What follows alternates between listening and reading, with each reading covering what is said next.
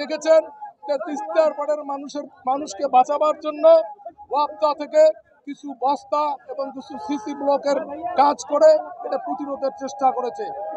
আপনারা নিজে এই অঞ্চলে বসবাস করেন এবং দেখেছেন যে এই অঞ্চলে আপনার যখন বন্যা হয় তখন অত্যন্ত প্রবল বেগে আমাদের এখানে বন্যার পানি ঢোকে এবং দুই পার ভেঙে মানুষ বসত বাড়ি থেকে বিচ্ছিন্ন হয়। যখন আবার শুষ্ক মৌসুম হয় তখন আমাদের এই বিস্তীর্ণ এলাকা চর থাকে।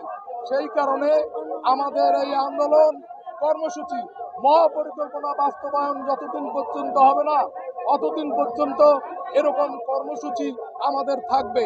এর আগে আমাদের জেলা শহরে ছিল, আজকে আমাদের এই রাজারহাট উপজেলা শহরের এই জায়গায় যে জায়গায় আমরা 24 ঘন্টা আন্দোলন কর্মসূচি করেছি সেই জায়গায় মশাল প্রজ্বলনের মাধ্যমে আমরা এই সরকারকে তড়িৎ গতিতে আমাদের এই মহাপরিকল্পনা বাস্তবায়নের জন্য অনুরোধ জানাচ্ছি।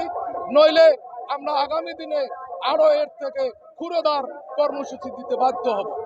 তিস্তা আমাদেরকে অনেককে নিঃস্ব করে দিয়েছে। এই তিস্তা পাড়ের অনেক মানুষ ভিটাবাড়ি ছেড়ে এই এলাকা থেকে অন্যত্র চলে গিয়েছে।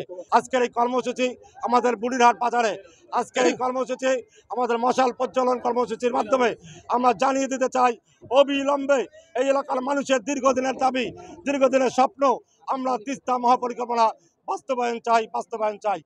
যতদিন পর্যন্ত তিস্তা মহাপরিকল্পনা বাস্তবায়ন না হলে আমাদের তিস্তা মহাপরিকল্পনার প্রধান সমন্বয়কারী অধ্যক্ষ আসাদুল হাবিব দুলুর নেতৃত্বে আমরা 5টি জেলার মানুষ রাজপথে নেমে এসেছি।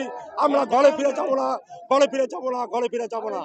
করছেন যে হাজার হাজার মানুষ আজকে তিস্তা পারে এই বুড়িরহাটে সমবেত হয়েছে। আমরা মশাল প্রজ্বলন করেছি।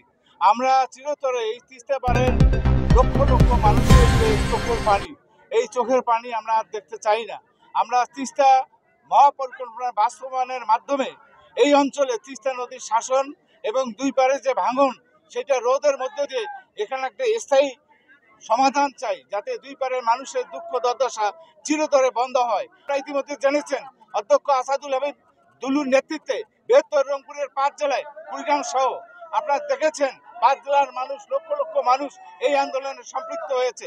আমরা চাই এই আন্দোলন যাতে আরো বেগবান না হয়, আরো ব্যাপক আকার ধারণ না করে, এই জন্য অবিলম্বে তত্ত্বাবধায়ক সরকারের পানি সম্পদ মন্ত্রণালয়ের দায়িত্বে যে উপদেষ্টা আছেন তিনি অবিলম্বে যে রাষ্ট্রের সাথেই হোক এই তিস্তা মহাপরিকল্পনা বাস্তবায়নের চুক্তিটি সম্পন্ন করুক এবং কাজ শুরু করুক।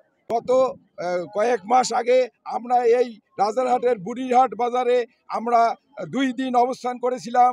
কিছুদিন আগে রংপুর বিভাগেও আমরা অবস্থান করেছি এবং আমাদের রাজারহাট উপজেলায়ও আমরা কয়েকদিন আগে জেলা নেতৃবৃন্দ সহ আমরা একটা আন্দোলন সংগ্রামে করেছি এই তিস্তা পরিকল্পনা বাস্তবায়নের জন্য।